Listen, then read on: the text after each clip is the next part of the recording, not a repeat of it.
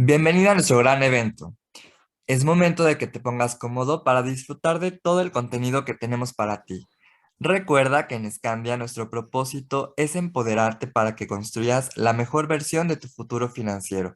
Y el día de hoy te traemos una gran plática de la mano de Carlos Ramírez, quien es expresidente de la CONSAR y socio fundador de Integralia Consultores. Adelante, Carlos, bienvenido. ¿Qué tal? Muy buenos días a todos. Un gusto saludarlos.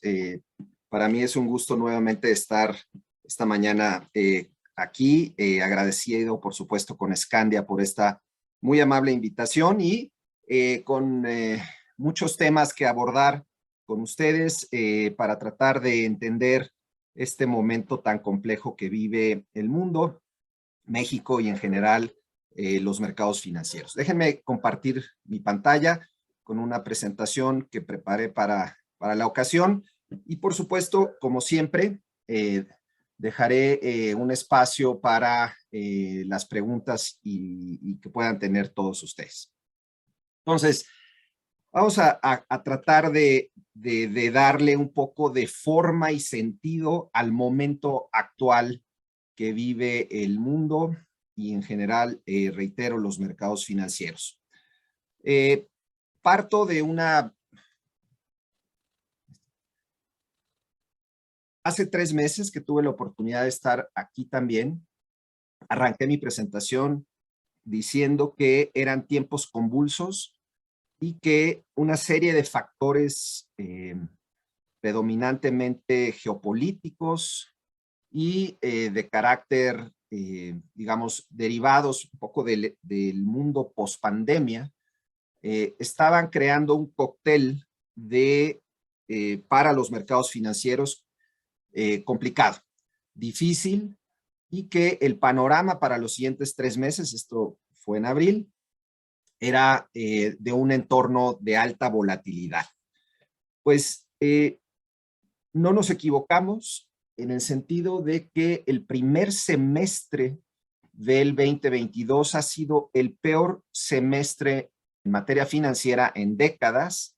Por supuesto, no les estoy diciendo nada nuevo, pero tanto el mercado de deuda como el mercado accionario, si uno los suma en un portafolio, vamos a llamar tradicional de 60% acciones, 40% renta fija, el resultado pues es de una caída muy importante en términos de rendimiento. Y este rendimiento del 2022 durante el primer semestre, reitero, es uno de los peores en décadas, un arranque para los mercados accionarios norteamericanos no visto en mucho tiempo. Y bueno, un poco la pregunta entonces es, ¿qué sigue? ¿Qué viene? ¿Y qué podemos esperar para los siguientes 6 meses?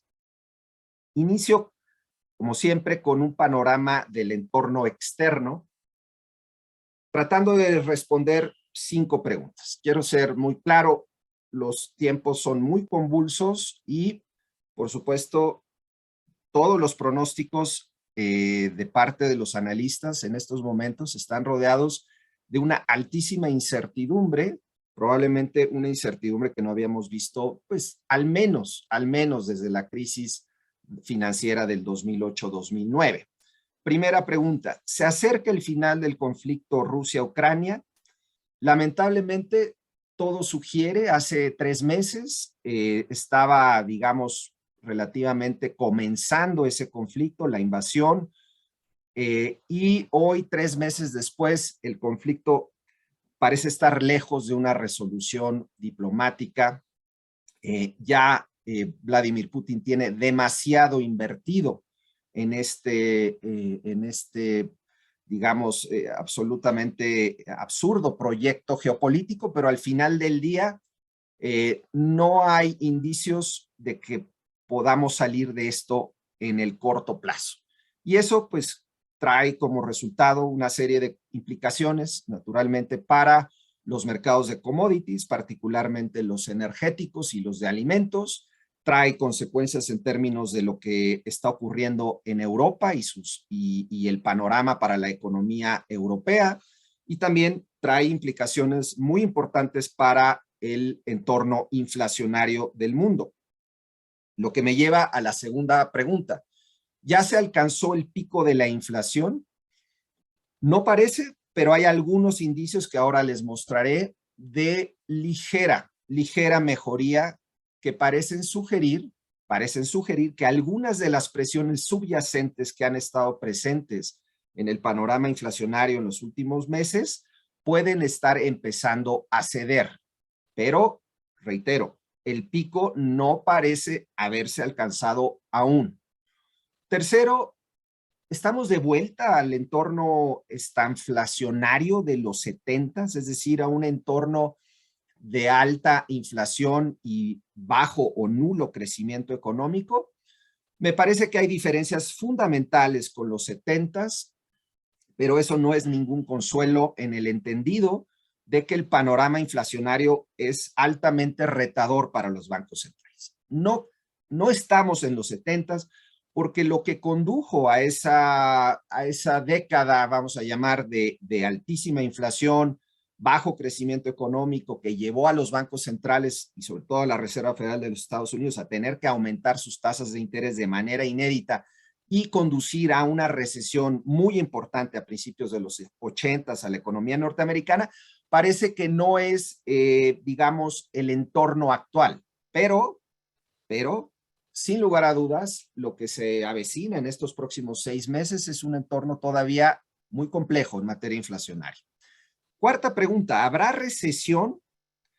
Hace 3 meses alertábamos sobre este riesgo que estaba creciendo y que estaba de alguna manera empezando a tomarse ya con mucha mayor seriedad por parte de los mercados. Hoy, 3 meses después, es prácticamente un consenso ya de los analistas de que el riesgo de recesión es creciente, está aparentemente ya empezando a observarse en algunos datos, pero creo que hay que distinguir entre lo que podría ser una recesión, digamos, en los próximos 12 meses en la economía norteamericana bajo el contexto actual y otras recesiones que han ocurrido en los últimas, digamos, en las últimas 6 o 7 décadas, particularmente desde el final de la Segunda Guerra Mundial. Haré un comentario al respecto. Y la pregunta, por supuesto, del millón, ¿cuánto está descontado por parte de los mercados financieros digamos, retroceso muy importante de prácticamente todos los mercados? Ha sido muy abrupto, profundo, y la pregunta es si estamos cerca del piso.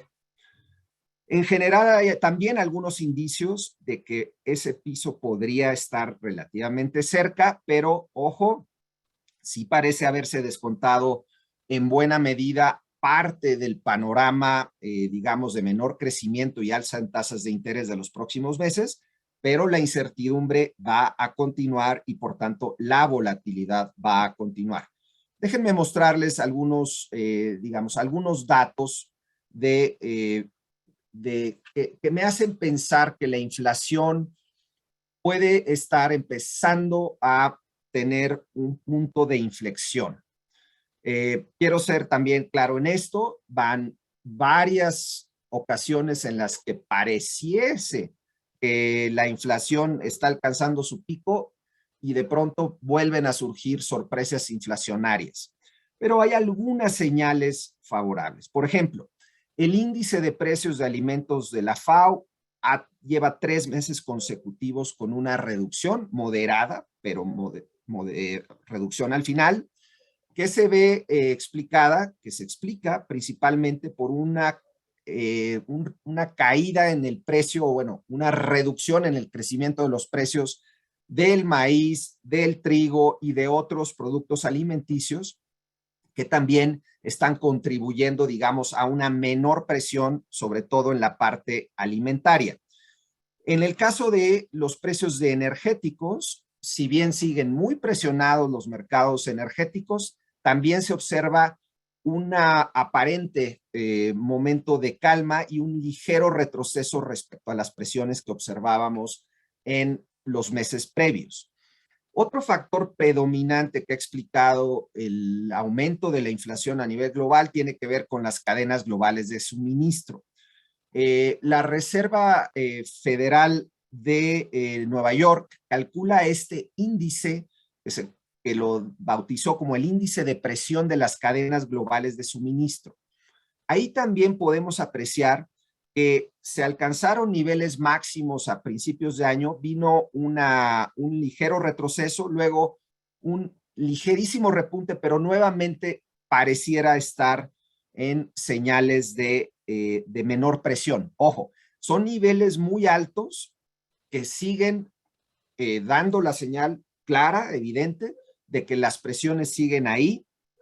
Los factores determinantes de los próximos meses para poder dimensionar si las cadenas de suministro van a volver, digamos, a un periodo de mayor normalidad, tiene que ver con China y su política COVID, que ha sido muy agresiva para tratar de contener una posible epidemia mayor. La enorme congestión en los puertos, que ha sido también uno de los factores que explican, digamos, los problemas que han tenido los productores para llevar sus productos a los principales mercados. Tercero, ¿qué tanto se va a moderar la demanda? Hay señales ya incipientes de que hay una moderación de la demanda que puede dar como resultado también una reducción en la presión. Y por supuesto, la respuesta que han tenido muchas empresas que ante la disrupción que han tenido en sus cadenas de suministro han empezado a buscar y están ya tomando decisiones respecto a una diversificación de sus cadenas de suministro. Nada está escrito naturalmente en un tema tan complejo como estos, pero hay algunos indicios de que podríamos estar alcanzando ese nivel o ese punto máximo. Ahora, vayámonos a la inflación en Estados Unidos. El último dato del índice de precios core en Estados Unidos, el que se conoce como el PCE, mostró también por tercer mes consecutivo una ligera reducción, sigue muy alto. Este es el índice de precios subyacente, el indicador favorito de la Reserva Federal, y parece haber alcanzado un punto de inflexión hace un par de meses, pero sigue muy alto. Y, por supuesto, no se puede descartar que venga nuevamente un repunte, pero los indicios que se tienen en este momento es de que probablemente lo peor ya pasó, al menos desde un punto de vista de la inflación subyacente que elimina los componentes volátiles de energía y alimentos. En materia de expectativas de inflación, muy importante, y esto es un indicador clave para poder dimensionar qué tan preocupado puede estar la Reserva Federal de los Estados Unidos hacia adelante. Las expectativas de inflación de los próximos 5 años alcanzaron su punto máximo hace algunos meses y han retrocedido de manera importante, digamos, en las últimas semanas. Esto es una muy buena señal en el sentido de que parece haber evidencia de que no se están anclando las expectativas inflacionarias, que es la preocupación mayor que tendría la Fed de que esta situación inflacionaria pueda estar incidiendo en las expectativas de los agentes económicos de mediano y largo plazo. Hoy por hoy, lo que estamos observando es señales de que eso no está ocurriendo, y eso, por supuesto, de cara a lo que viene hacia adelante para la Reserva Federal, es un indicador clave y fundamental. Paso ahora a hablar sobre los riesgos de recesión en Estados Unidos. Digamos, para que hoy por hoy los datos de la actividad económica en Estados Unidos siguen mostrando una muy importante fortaleza. El consumo sigue vigoroso, el mercado laboral sigue muy sólido, hay una enorme escasez de mano de obra en los Estados Unidos, en muchas partes de ese país. Hay claramente la inversión física del sector privado ha seguido avanzando según los indicadores más recientes. El dato del PIB del primer trimestre, si bien fue negativo, tuvo que ver mucho un aspecto hasta cierto punto exógeno, que tiene que ver con los inventarios.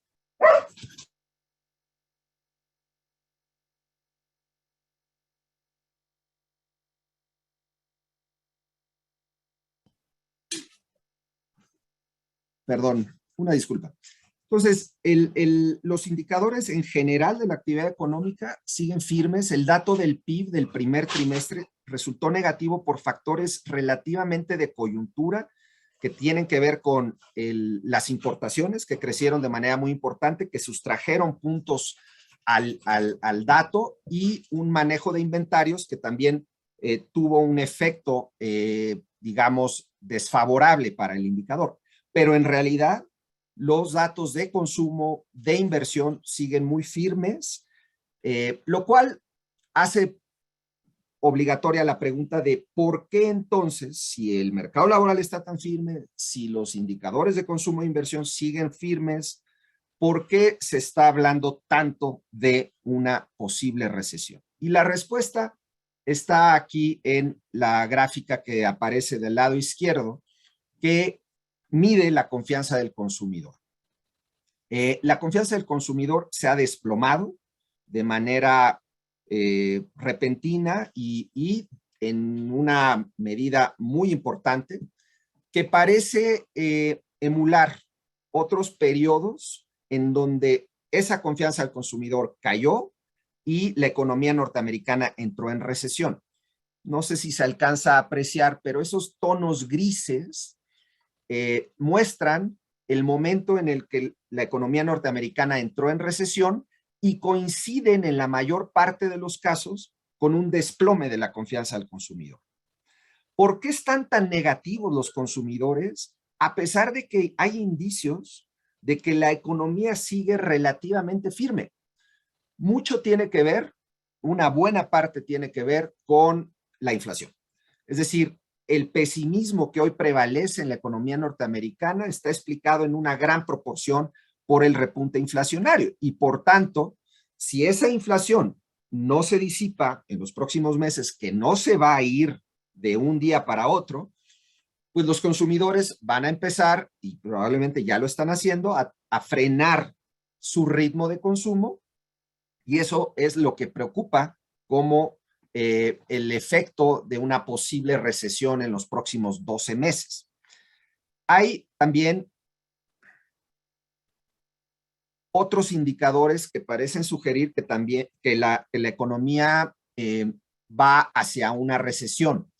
Este indicador que mostraba hace 3 meses, que es la diferencia entre el rendimiento de 10 años y el de 2 años del Treasury, está prácticamente ya alcanzando terreno negativo, lo cual, si bien no es un indicador perfecto, ni mucho menos, en anteriores ocasiones, esto lo platicábamos hace 3 meses, ha sido un indicador adelantado de posible recesión, digamos, en los próximos 12, 18 meses.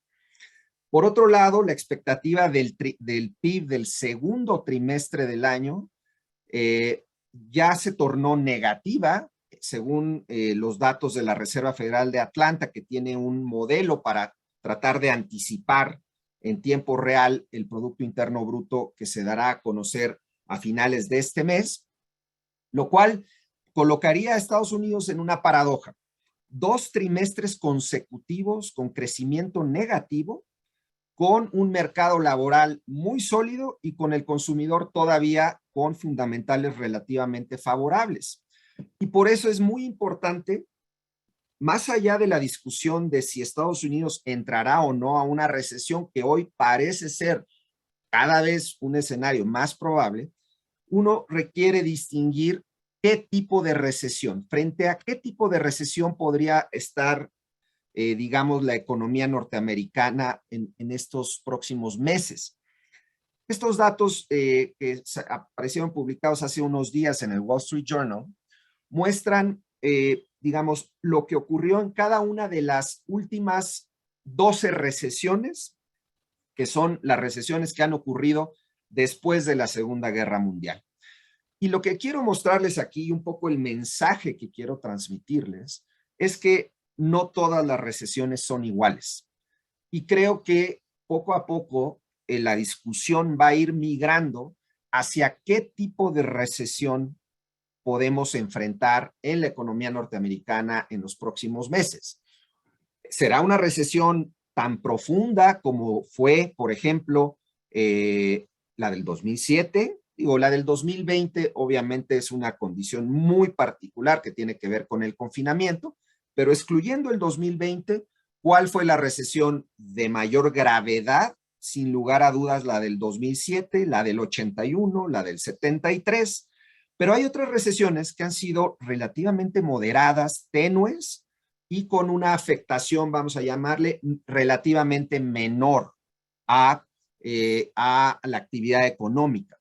Mi opinión, mi percepción es de que dados los fundamentales que se observan por parte del consumidor y en general de parte, digamos, por el lado de la oferta, hay señales que me hacen pensar que no estamos frente a un escenario de una recesión muy profunda, si es que ocurre.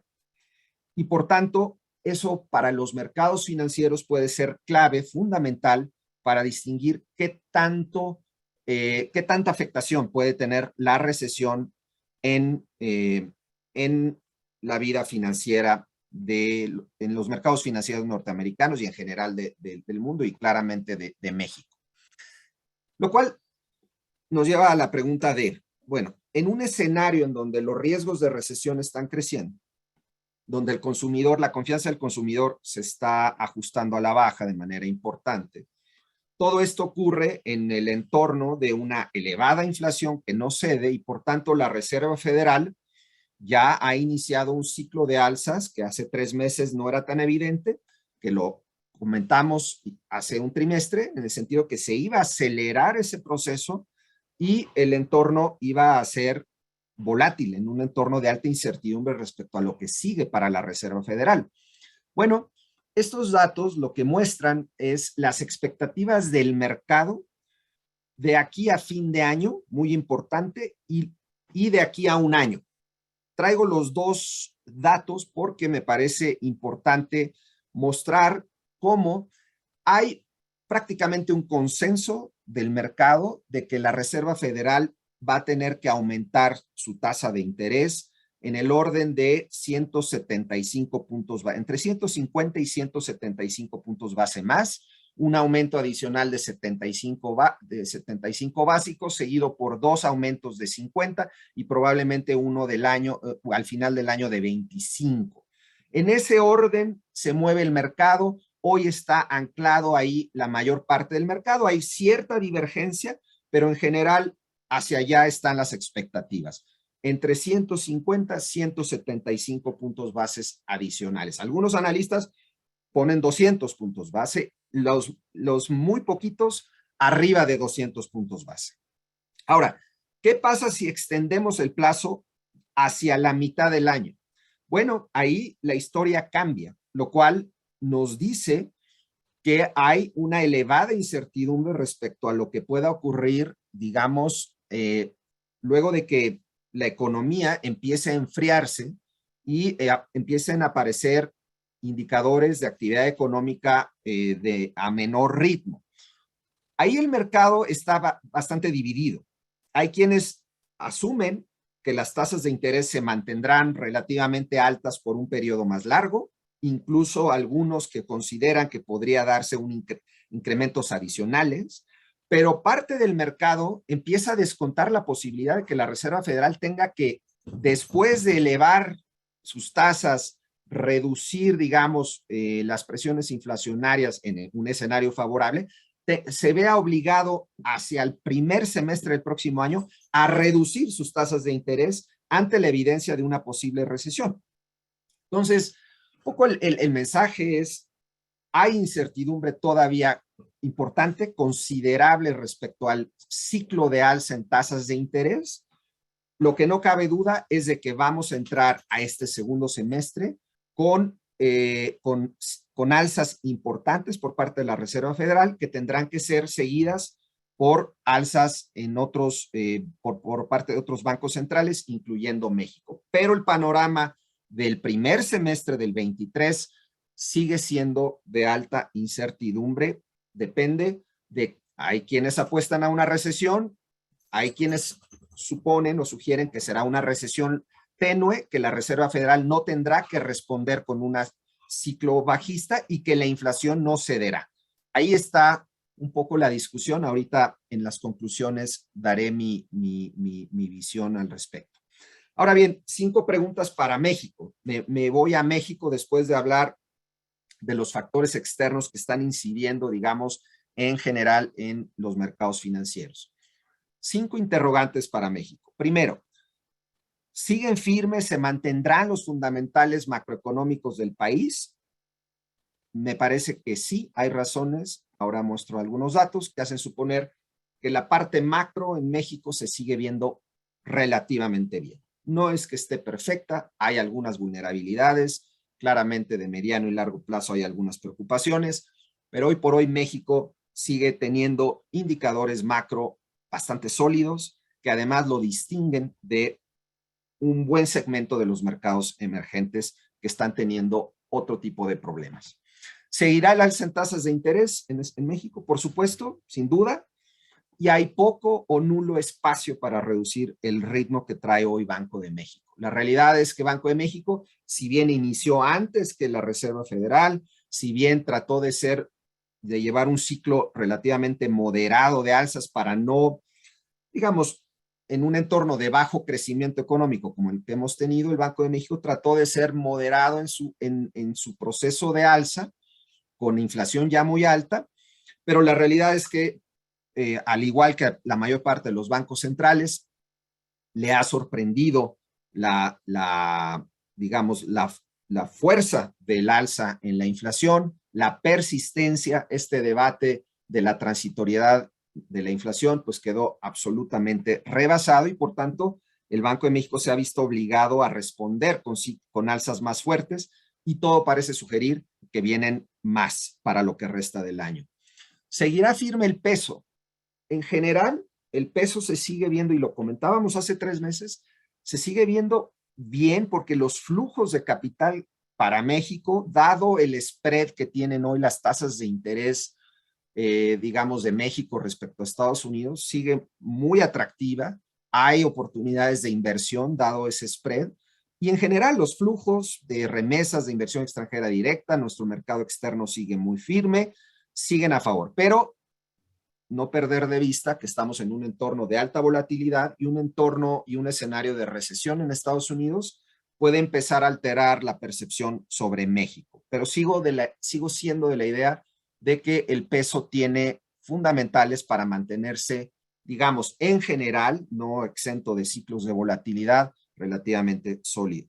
¿Ya alcanzamos el pico de inflación? Desafortunadamente todo parece sugerir que no, que vamos a ver todavía en este tercer trimestre presiones adicionales de inflación. Creo que la inflación en México, visto desde la óptica del Banco de México, ha sido claramente subestimada. El Banco de México, incluso en su explicación más reciente, vuelve a insistir que toda la presión inflacionaria proviene de un choque externo que tiene que ver más con un choque de oferta, pero no reconoce, para mi sorpresa, que hay también factores de demanda que pueden estar explicando estas presiones inflacionarias, cosas que tienen que ver con los aumentos salariales, aspectos que tienen que ver con falta de competencia en algunos mercados, aspectos que tienen que ver con fenómenos de inseguridad en algunos mercados. Todo eso, de alguna manera, ha sido subestimado, particularmente el aspecto inflacionario, que traigo algunos datos para mostrar cómo puede estar siendo también un foco adicional de presión. Predominantemente son factores externos, predominantemente es inflación importada, pero hay factores domésticos que complican aún más el panorama para el Banco Central. ¿Y hacia dónde va la economía? Desafortunadamente, en un entorno de bajo crecimiento y con riesgos claramente a la baja por la posibilidad de una recesión en Estados Unidos. Menciono algunos aspectos que tienen que ver con los fundamentales macro. México construyó un andamiaje macroeconómico muy robusto luego de la crisis del 95. Digo, fue un proceso de 20 años Y ese entorno, ese ecosistema de estabilidad macroeconómica, a pesar de lo que ha ocurrido en el país durante los últimos prácticamente 4 años, la realidad es que sigue muy sólido, muy firme. Los ingresos públicos, el gobierno actual ha sido capaz de mantenerlos, de sostenerlos e incluso elevarlos en un entorno de bajo crecimiento económico, lo cual, sin lugar a dudas, tiene su mérito, no a un costo cero, pero ahí siguen los ingresos relativamente estables. Las cuentas externas están en orden, no tenemos un problema de cuenta corriente, nuestro sistema financiero muy resiliente, ya hay indicadores de que el crédito al sector privado ha logrado remontar prácticamente 2 años de tasas negativas.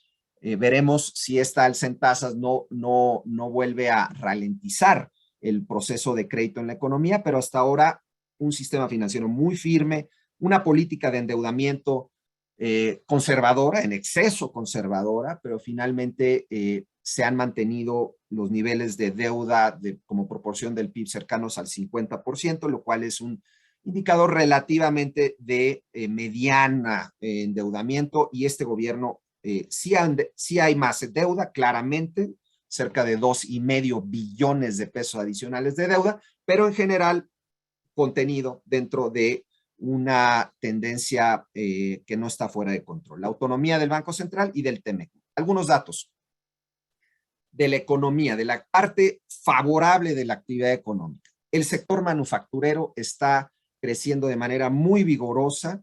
Las exportaciones manufactureras respecto a su nivel prepandemia están 20% por arriba, y si eliminamos o bueno, excluimos el sector automotriz, están 32% arriba, lo cual habla de un sector manufacturero orientado al mercado norteamericano que está teniendo un desempeño muy favorable. La producción manufacturera mexicana altamente vinculada y ligada a la de los Estados Unidos. La inversión extranjera directa, a pesar de la pandemia, del bajo crecimiento, de la incertidumbre política doméstica, la realidad es que ha seguido fluyendo. En general, más de 113,000 millones de dólares de flujos de capital, ligeramente por debajo de donde estaba el sexenio pasado, pero en general, fuera de algunos factores extraordinarios, la inversión ha seguido fluyendo. Y algo muy importante es que nuestra balanza comercial con los Estados Unidos nos da una gran fortaleza. Traemos un superávit histórico con los Estados Unidos, que dicho sea de paso, respecto a 2016, cuando Trump amenazó con salir del TLC, precisamente porque consideraba que el superávit de México era, digamos, era excesivo. De ese momento actual al momento actual se ha duplicado el superávit comercial, de cerca de 20,000 millones a 40,000 millones. Y otro factor positivo de la actividad económica, ya estoy entrando a la recta final de la presentación, tiene que ver con el consumo. Y aquí es donde creo que se han subestimado algunos de los riesgos inflacionarios domésticos. Si uno observa tanto el consumo privado medido por la demanda agregada, las ventas totales, al menudeo, que es un indicador mensual, uno observa un repunte importante del consumo. ¿Por qué está repuntando el consumo? Pues hay varias explicaciones. Una de ellas tiene que ver con el crecimiento de la masa salarial, que no es otra cosa más que, digamos, cuántos empleos hay en la economía, cuáles son los salarios, y digamos, la multiplicación de empleos por salarios nos da como resultado la masa salarial. Vean ustedes el repunte que ha tenido la masa salarial, digamos, en fechas recientes. Esto puede estar explicado por el aumento del salario mínimo al principio de año, que ha llevado a que las negociaciones salariales en general se vean impactadas y por tanto los salarios nominales estén creciendo a un ritmo importante. Tiene que ver con posibles cuellos de botella, escasez de mano de obra calificada, particularmente en el entorno manufacturero del Bajío y del norte. Cada vez hay más señales, y si ustedes observan, y probablemente algunos de ustedes lo estén resintiendo, se observa escasez de mano de obra en algunas partes del país, dada la fuerte demanda externa. tiene que ver también con, digamos, con un crecimiento del empleo, sobre todo en los primeros meses del año. Ha moderado un poco su ritmo, pero un arranque del año con empleo relativamente fuerte. Tiene que ver también seguramente con el flujo de remesas que, sea como sea y sea el origen que sea, está teniendo nuevamente un año muy, digamos, de un ritmo muy de crecimiento muy vigoroso.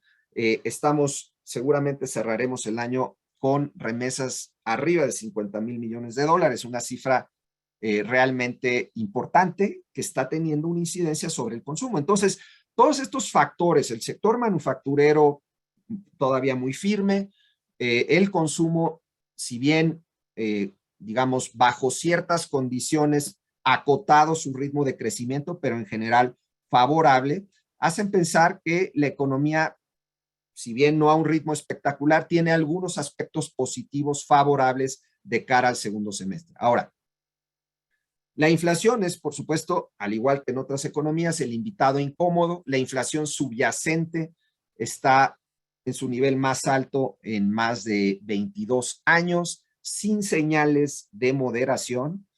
Eh, Llevamos 18 meses consecutivos con la inflación subyacente al alza y las expectativas de inflación se han deteriorado de manera muy importante. A principios del año, los analistas económicos anticipaban una inflación de 4 y cacho por ciento, hoy están en 7,5, un crecimiento muy importante, y en el 23 también empieza a resentirse, digamos, un número mayor. Ahora, lo positivo para el Banco de México es que no parece haber, al igual que en Estados Unidos, una afectación aún de las condiciones o las expectativas de inflación de mediano y largo plazo.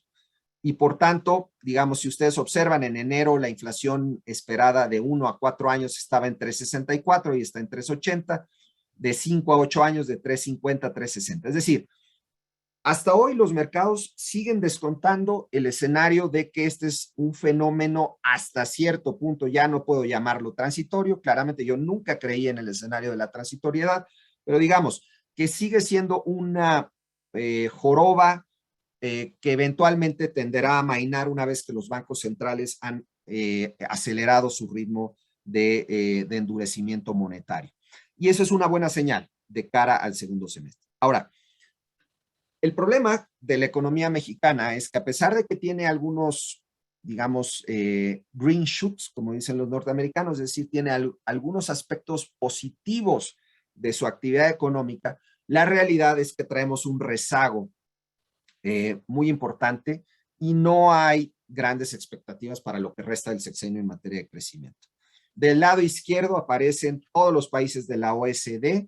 Tomo como base el cuarto trimestre del 2018, lo grafico al primer trimestre del 2022. México es la economía con peor desempeño económico de todos los países de la OECD, 38 países, y esto es resultado pues, de factores ya muy explicados, conocidos, incertidumbre doméstica, una inversión privada que se ha contraído y que sigue muy rezagada, en general decisiones de política económica que han afectado el entorno de negocios del país y por supuesto un entorno externo que muy explicado por la pandemia que también ha tenido una incidencia. Pero al final del día México ha crecido mucho menos incluso de su potencial.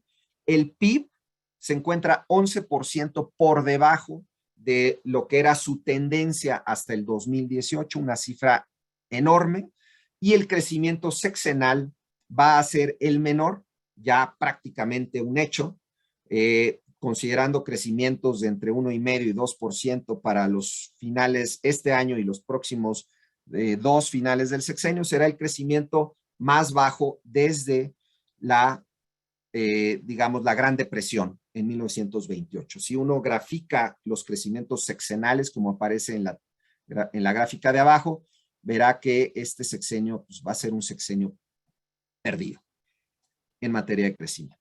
Bueno, finalizo con conclusiones para dar espacio a algunas preguntas.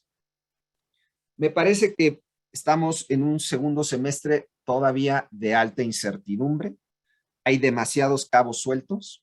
Pero siempre, por supuesto, nunca se vive en un entorno de plena certidumbre en ningún ámbito de la vida y mucho menos en los mercados financieros. Pero este momento actual sí es peculiar, particular, porque hay demasiados casos. La guerra se podría recrudecer, sí. COVID, que ciertamente en el mundo occidental pareciera ya estar en el olvido, pero en otras partes del mundo no. Las cadenas de suministro que han tomado mucho más tiempo a lo que tal vez algunos anticipaban para mejorar y todavía hay alta incertidumbre respecto a estas. La inflación, naturalmente, un fenómeno prácticamente planetario que sigue dando dolores de cabeza en todos lados. La reacción de los bancos centrales y en particular la Fed y el riesgo de recesión. Esto no se va a ir. Se va a acelerar el ciclo de normalización monetaria en los Estados Unidos y los riesgos de recesión han crecido de manera considerable, pero me parece que en general los indicios son de que si se da una recesión, si ocurre una recesión, hay razones para suponer que será una recesión más tenue que otras del pasado. En México, el Banco de México va a tener que mantener su ciclo alcista, nulo margen de maniobra, el 7.75 probablemente vaya a tocar por lo menos otros 175, probablemente incluso alcanzando niveles cercanos al 10%. No parece haber mucho margen de maniobra para el Banco de México y probablemente lo más seguro en mi apreciación es que va a tener que mantener tasas altas un buen rato. Lo bueno, lo positivo es que México tiene algunos fundamentales macro que lo distinguen de otros mercados emergentes, la historia macro que ya comenté, el TEMEC, toda esta historia del nearshoring, que si bien todavía hay indicios tentativos de que está ocurriendo, la realidad es que le da a México una enorme oportunidad que ciertamente otros mercados emergentes no tiene. Ahora, una recesión en Estados Unidos complicaría de manera muy importante el panorama de crecimiento económico doméstico, que ya de por sí es complicado y por tanto los riesgos del crecimiento económico hacia adelante son a la baja. Ahora, un comentario final. Las valuaciones y los niveles de tasas, las valuaciones de los mercados accionarios parecen estar alcanzando niveles atractivos. Creo que no habíamos visto tasas, digamos, nominales arriba del 9,5%, reales arriba del 4%. Las valuaciones de los mercados accionarios luego del ajuste del primer semestre han puesto atractivos algunas, claramente algunos sectores, pero a pesar de que existen oportunidades y por tanto aquí la clave es la diversificación, qué tanto apetito al riesgo existe, porque inevitablemente la incertidumbre va a persistir para lo que resta del año. Aquí cierro, termino y por supuesto paso a sus preguntas. Muchas gracias. Gracias, Carlos. Hemos tenido muy buenos comentarios de nuestra audiencia y por acá hay un par de preguntas. Nos pregunta Juan, he tenido minusvalías del 14% en mis inversiones este 2022 entre ETFs y portafolios de inversión. Si vendo, acepto la pérdida. ¿Qué recomiendas? Mi opinión, yo vengo vamos a llamar, del mundo de las pensiones y siempre una recomendación que hacemos, que hacíamos en su momento, yo al frente de la CONSAR es nunca vender en un momento de alta incertidumbre, por supuesto, eso visto en un horizonte y en un portafolio de inversión de muy largo plazo. No es el caso de un portafolio que tal vez está orientado más a un momento más de menor plazo, pero sigue vigente de cualquier forma la apreciación de que vender en un momento de alta volatilidad y con algo de minusvalías en el portafolio no parece ser la mejor idea.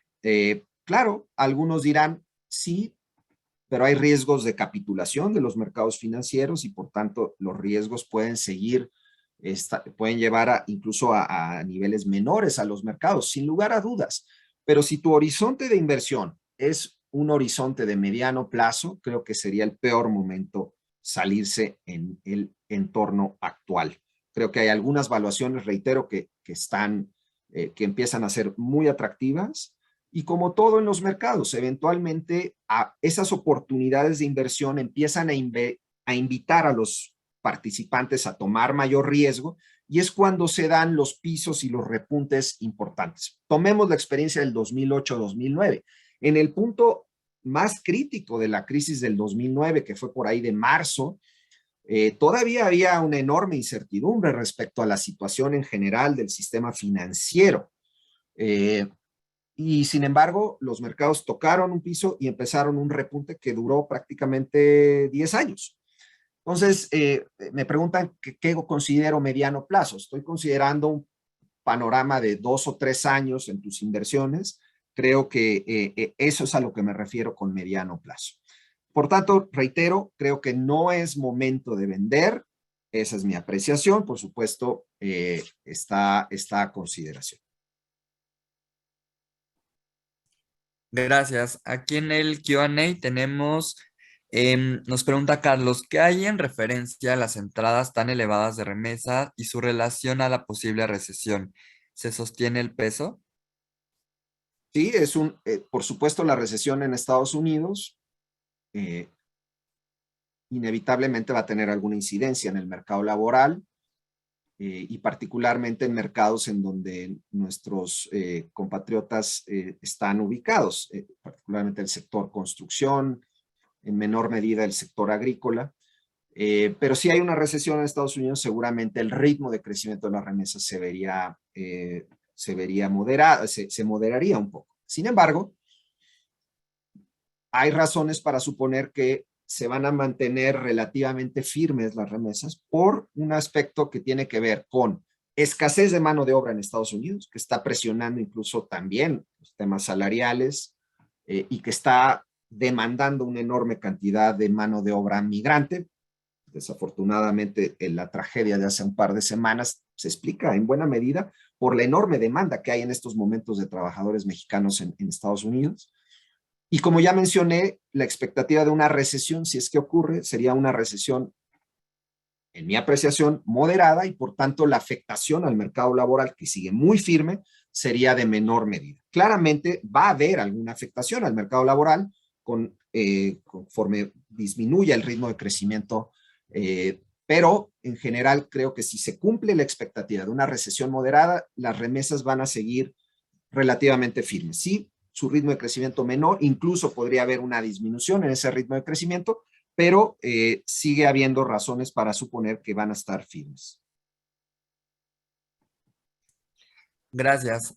Nos preguntan para las personas que no tienen alguna inversión, ¿es buen momento? ¿Nos esperamos? ¿Qué pasa ahí? Pues otra vez, depende un poco del horizonte de inversión.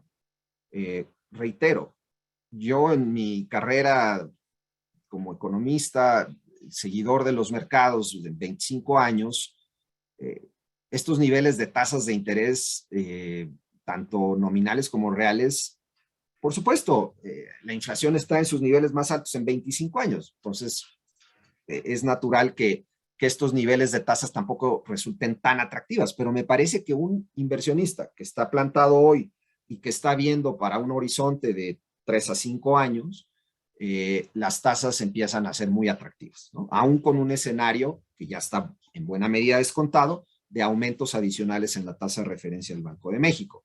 Por el lado accionario, lo mismo. Después de digamos, una caída importante de los mercados accionarios en el primer semestre, las valuaciones empiezan a ser más atractivas y si hay un horizonte de mediano plazo, puede ser un buen momento para estar ahí. Ahora, sin lugar a dudas, siguen muchos cabos sueltos, como lo dije, que hacen el momento de cautela, pero también depende un poco del apetito de riesgo del inversionista. Puede ser un momento interesante para aquellos que estén dispuestos a asumir un mayor riesgo. Gracias. Tenemos varias preguntas sobre el sector inmobiliario, si nos puedes dar alguna opinión. No soy experto, honestamente, en el sector inmobiliario. Creo que depende en qué segmento esté uno. El industrial se ve muy atractivo y aún con una recesión en Estados Unidos, me parece que todo este fenómeno del nearshoring le da un panorama al sector inmobiliario industrial muy atractivo. Todas las, digamos, la evidencia tentativa que se tiene es de que faltan parques industriales, de que las plantas están, sobre todo las que están dedicadas al mercado externo, están operando a capacidad. Los indicadores de capacidad utilizada están en los niveles más altos de los últimos 15 años. En fin, el sector industrial me parece que se sigue viendo muy atractivo. No es lo mismo, obviamente, el escenario para el mercado inmobiliario, tanto comercial como de oficinas, que tienen fundamentales distintos y que el inmobiliario de oficinas pues viene con todo este impacto de la pandemia que no parece se va a ir. Hay ciertas señales de recuperación, pero muy incipiente, y ese mercado pues va a seguir afectado por, digamos, el mundo post-pandemia. La parte comercial, con el consumo donde está, puede empezar a ver, o ya hay señales de que hay un mayor apetito. La pregunta aquí es qué tanto puede incidir una recesión en Estados Unidos sobre el consumo doméstico. Si es una recesión moderada, el consumo, dado lo que explicaba, va a seguir, no tal vez con un menor ritmo al que estamos viendo en estos momentos, pero no un desplome, y por tanto me parece que sigue habiendo sigue siendo un mercado interesante a explorar. Esa sería mi apreciación. Perfecto, gracias. Nos pregunta Daniela, ¿recomiendas vender acciones de empresas de tecnología? Después del ajuste que se ha dado, me parece que tampoco es momento para deshacerse de esas posiciones. Si ya tomaste de alguna manera el primer semestre con este ajuste, creo que sería un error en estos momentos vender. No vendería mi posición tecnológica en estos momentos. Creo que, digamos, como siempre, en un entorno de alta incertidumbre hay mucha niebla, y esa niebla impide ver a veces los fundamentales detrás y sobre todo una perspectiva de mediano plazo. Creo que si bien la incertidumbre persiste, hay todavía analistas que siguen anticipando reducciones adicionales en los mercados accionarios con razones válidas, pero creo que no es momento de vender, en mi apreciación. Gracias. Ignacio nos pregunta, con respecto a las tasas de interés en créditos hipotecarios, ¿sería recomendable esperar al próximo año para solicitar uno? Pues el problema es que las tasas de interés van a seguir subiendo y lo más seguro es que se queden un buen rato en niveles elevados. Es decir, Banco de México, a diferencia de la Fed, eh, está enfrentando un panorama inflacionario incluso más complejo. Nos han dicho por ahí en el gobierno de que la inflación en México está más baja que en Estados Unidos y que eso es algo favorable, positivo o algo a presumir. La realidad es que no es así. La realidad es que tenemos una inflación reprimida hoy en niveles cercanos al 8%, que estaría, si la gasolina estuviera en sus niveles de valor real, probablemente esa inflación estaría cerca del 10%, incluso arriba de ello. Por tanto, tenemos un componente de inflación reprimida. Y por otro lado, como ya expliqué, tenemos algunos componentes internos de la demanda agregada que parecen estar también teniendo alguna incidencia sobre la inflación. Entonces, para el Banco de México, el panorama me parece incluso más complejo que para la Reserva Federal. Y por tanto, si eventualmente la economía se desacelera de Estados Unidos, la Fed puede empezar a bajar tasas de interés hacia el segundo semestre del próximo año, Banco de México puede estar todavía constreñido a hacerlo. Por tanto, las tasas hipotecarias creo que lo que ya han repuntado todavía pueden subir más y veo difícil que bajen en un horizonte de, digamos, de 12 meses. Correcto. Muchísimas gracias, Carlos. Se nos acaba el tiempo, pero pues recibimos muy buenos comentarios sobre tu plática. Siempre es un gusto escucharte y conocer tu opinión. Y para las personas que nos están escuchando, si tienen alguna duda adicional, por favor, acércate a tu asesor financiero o a nuestros canales de comunicación que tenemos aquí en pantalla para que podamos apoyarte en estos momentos. Y recuerda que Scandia está contigo para resolver cualquier duda que tengas acerca de tu producto, y si quieres empezar a ahorrar e invertir, también tenemos las opciones. Muchísimas gracias. Gracias, Carlos. Gracias a todas las personas que que se unieron a esta conversación y síguenos en YouTube para que veas este contenido y otros más que tenemos para ti, para tu ahorro e inversión. Muchísimas gracias a todos y que tengan un muy buen día.